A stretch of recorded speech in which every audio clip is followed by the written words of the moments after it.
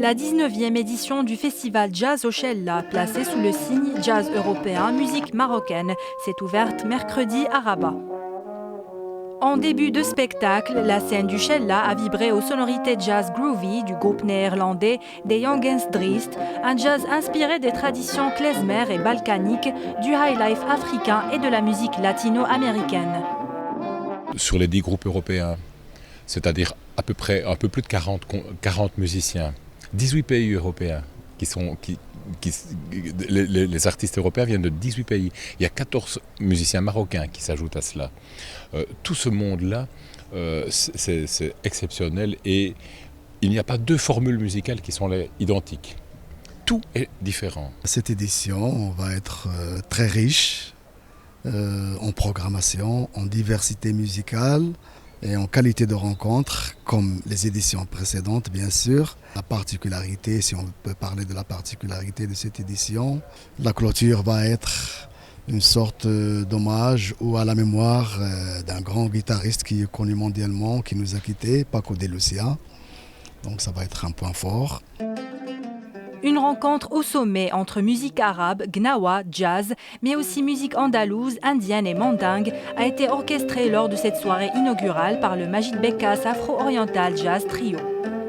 Une autre rencontre a enchanté le public avec l'Afro-Gnawa Jazz Quartet qui mêle rythme africain, musique gnawa et jazz et qui réunit avec brio ces trois cultures à l'identité forte.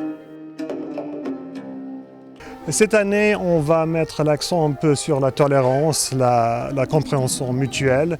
Dans un monde où apprendre l'autre devient de plus en plus difficile, on a plus que jamais besoin d'un peu de diversité, un peu de dialogue culturel, un peu de tolérance et de compréhension mutuelle. Donc c'est ça le thème. Nous essayons de rendre ce festival le maximum accessible à tout le monde, donc on garde des petits prix. Du 17 au 21 septembre, le Jazz au Chella fera vibrer les murs du plus beau site de Rabat au son de la diversité. Le programme ne se limite pas uniquement au jardin du Chella. Les rues de Rabat seront aussi de la fête avec le passage le 17 septembre sur 3 sites différents de la bande marseillaise à Cool Sax. Sur un plan plus intellectuel, le rédacteur en chef de Jazz Magazine, Franck Bergerot, donnera une conférence le 21 septembre à la Bibliothèque nationale dans laquelle il commentera une large sélection des chants rebelles de la communauté afro-américaine des États-Unis.